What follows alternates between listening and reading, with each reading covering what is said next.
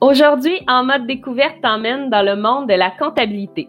Nous allons à la rencontre d'Andréane qui occupe un poste administratif avec des tâches de commis comptable dans une petite entreprise du centre du Québec. C'est un emploi en grande demande ici, et ce, dans tous les niveaux de formation, que ce soit la formation professionnelle, la formation technique ou encore la formation universitaire. Par cette courte vidéo, tu verras les différentes tâches de ce milieu de travail, les responsabilités et même son rôle dans l'équipe de travail. Elle nous partage un peu plus sur son parcours personnel. Allez, c'est parti! Bonjour, je suis Andréane, je travaille comme adjointe administrative avec des responsabilités de commis comptable chez Sinovatec à Drummondville. Mon équipe de travail est très petite, en fait je suis la commis comptable réceptionniste dans l'entreprise et je travaille avec une contrôleur financière et une responsable des ressources humaines. C'est notre petite équipe serrée. Et avec ça, dans le fond, je suis en contact avec les fournisseurs, tous les techniciens qui sont sur le terrain, les clients aussi qui peuvent me poser des questions. Comment commences-tu ta journée? J'ai commencé ma journée en ouvrant les courriels. C'est toujours la première chose que je fais. Ça me donne une idée, dans le fond, de la journée que je vais avoir. Si j'ai déjà eu 10 factures fournisseurs, par exemple, hier c'était une grosse journée, avec les facturations matérielles qu'on a à faire aux clients. Ça aussi, je reçois des courriels là, pour me dire que je peux envoyer les factures aux clients et les dépôts directs. On reçoit les avis de dépôt dans nos courriels. On a une boîte spéciale comptabilité. Donc, ça me donne toujours une bonne idée de ce qui s'en vient là, dans ma journée. Donc, je commence toujours avec ça. Puis, je regarde si j'ai des suivis à faire pour le matin. Ensuite, je regarde dans mon agenda qu'est-ce que j'ai au menu. Hier, j'avais une rencontre du comité social. On a ça une fois par semaine. Donc, on planifie des petites activités pour l'équipe. C'est encore plus important là, ces temps-ci. Donc, hier, j'ai eu ma rencontre du comité en avant-midi. Et ensuite, j'ai repris mes dossiers. Dans le fond, là, j'enregistre toutes les factures des fournisseurs que j'ai reçus par courriel. Et ensuite, je les traite là, dans notre système de facturation. Et je dois les transposer dans notre système comptable par la suite. Puis après, je peux faire la facturation au client. Tout ça, ça se passe à l'ordinateur, là, en grande partie, là, de ce que je comprends. Oui, 99% de mon travail se fait devant l'ordinateur. Une fois que les factures sont envoyées aux clients, moi, les factures fournisseurs, je les imprime et on les classe dans nos classeurs. Et la comptable, après, va passer pour payer tous nos comptes fournisseurs. Que pendant l'année, tu dois suivre des formations ou des cours reliés avec ton travail? Normalement, non. On n'a pas de formation de certification ou des choses spécialisées là, pour le travail. Par contre, prochainement, je vais avoir une formation sur les outils de sondage en ligne, SurveyMonkey, des trucs comme ça. Donc, c'est vraiment selon les besoins là, de l'entreprise, si ils veulent que je développe un côté que j'aurais moins ou là, présentement, on est en processus de changer notre système comptable. On change complètement de logiciel, donc on va avoir de la formation sur le nouveau logiciel de comptabilité bientôt. Qu'est-ce que tu utilises au quotidien dans ton travail? Comme mon travail se fait 99% du temps à l'ordinateur, j'utilise beaucoup de logiciels. Ici, on utilise Outlook pour notre messagerie. J'utilise les PDF pour, en fait, les factures, ils arrivent toujours en PDF. Ou quand j'envoie des factures, c'est en PDF aussi. Excel, c'est mon outil numéro 2. Là. On entre plein de données dans Excel. J'ai des formules à faire des fois aussi. On utilise Simple Comptable, évidemment, pour toute notre comptabilité. Et toutes nos communications se font par Teams. Donc, les appels de l'externe comme de l'interne, tout se passe par Teams. Et dans cette plateforme-là aussi, nos documents sont là. Donc, on n'a pas d'environnement papier à part nos factures fournisseurs. Mais le reste est vraiment dans l'ordinateur. Mon horaire, c'est du lundi au vendredi, de 8h30 à 4h30. j'ai une heure de repas. C'est toujours en fait 2 jours en semaine. Puis est-ce qu'il y a des exigences particulières par rapport à l'habillement, un uniforme ou... On n'a pas d'uniforme, par contre, je dois être habillée propre. Je suis à la réception, donc je suis la première personne que les gens voient.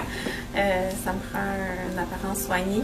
Et ici, on a la chance d'avoir un budget pour acheter des vêtements corporatifs, là, comme un chandail avec notre logo à chaque année. Qu'est-ce que tu aimes le plus dans ta journée? C'est quand j'arrive le matin que j'ouvre toutes mes applications et je termine par mes courriels. Ça me donne vraiment une bonne idée de ce qui s'en vient dans ma journée. J'aime ça, là, tout noter ce que j'ai à faire. Ça m'aide vraiment à m'organiser. J'aime ça quand tout est structuré et planifié. Donc, de voir mes courriels, là, ça me donne une bonne idée de comment va se passer ma journée. À quoi ça ressemble les aptitudes et les exigences de ton travail? Je me dois d'être minutieuse et très rigoureuse dans mes tâches.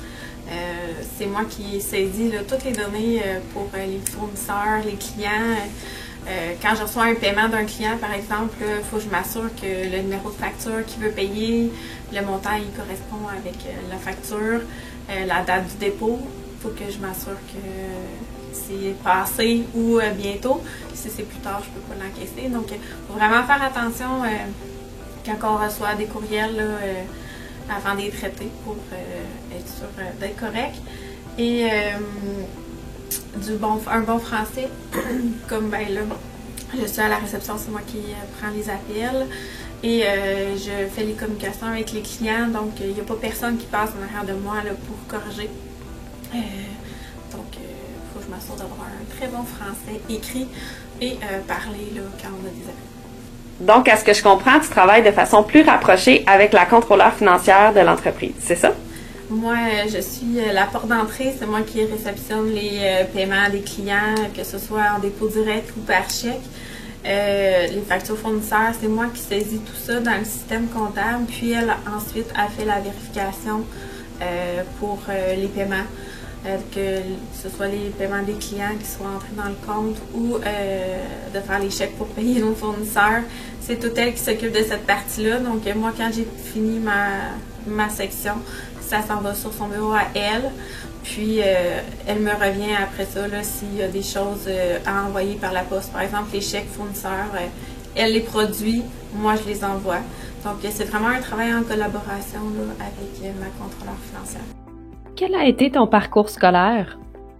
Après mon secondaire, je me suis inscrite en langue au cégep. J'ai fait une année pour me rendre compte que j'étais vraiment pas à ma place. Donc, avec la conseillère en orientation, elle m'a dirigée vers la technique en bureautique. J'ai adoré ma technique. On avait des cours de comptabilité. Finalement, après, sur le marché du travail, j'ai pas du tout travaillé en comptabilité. C'était plus vraiment administratif, puis il manquait ce côté-là. Donc, j'ai été me chercher le DEP en comptabilité, qui était vraiment concret pour moi, puis pour ce que je voulais faire comme tâche et métier. Donc, c'est ce qui m'a permis d'avoir le travail aujourd'hui.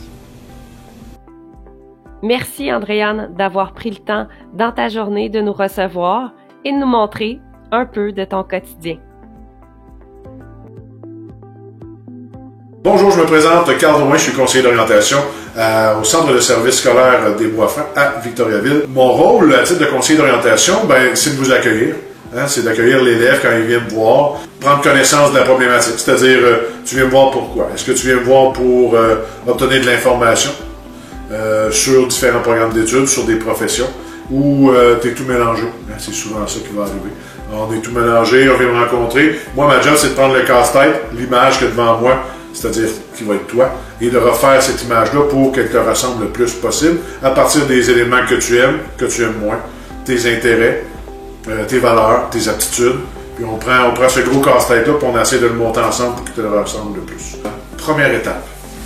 Un coup que tu as découvert qu'il y a peut-être quelque chose qui t'intéresse, assis-toi, pèse les pour, les comptes, regarde qu'est-ce que ça va changer dans ta vie dans les prochaines semaines, les prochains mois. Juste pour t'assurer que le prochain mouvement que tu vas faire n'est pas juste une bulle, mais vraiment une façon pour toi d'entreprendre un processus d'orientation ou une réorientation de carrière ou seulement un changement d'emploi. Ça, c'était la première étape. Deuxième étape, après avoir pris le temps de t'asseoir, maintenant, tu pourras aller rencontrer quelqu'un. Tu peux aller rencontrer un conseiller en emploi, tu peux aller rencontrer un conseiller d'orientation, comme moi. Et cette personne-là, ce qu'elle va faire, c'est qu'elle va prendre le temps avec toi de refaire un historique de ton parcours. Alors que tu sois un jeune ou un adulte, c'est certain que le processus ne sera pas fait de la même façon. Les étapes se ressemblent, mais le contenu va être différent. Alors, rencontrer un conseiller d'orientation ou un conseiller en emploi.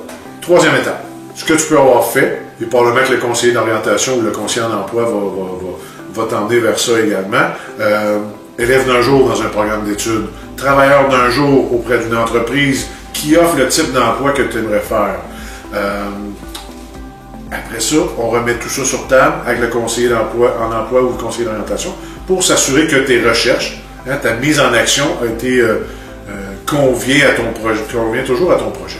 Quatrième étape, là, ça va être de finaliser le processus d'orientation ou le processus de recherche d'emploi avec le conseiller en emploi. Et là, ça va être vraiment, OK, là, je m'assois, est-ce que j'aurai besoin d'une aide financière pour retourner aux études?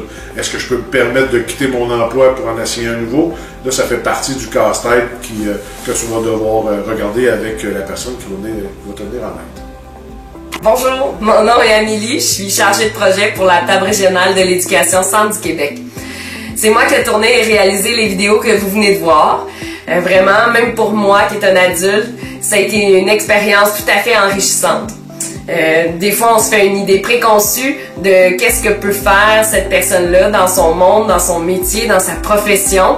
Et puis moi, je vous dirais que j'ai fait vraiment de grandes découvertes. J'espère que je vous ai permis aussi de vivre cette grande découverte et que cela va vous aider dans votre processus d'orientation de carrière ou encore d'aspiration scolaire.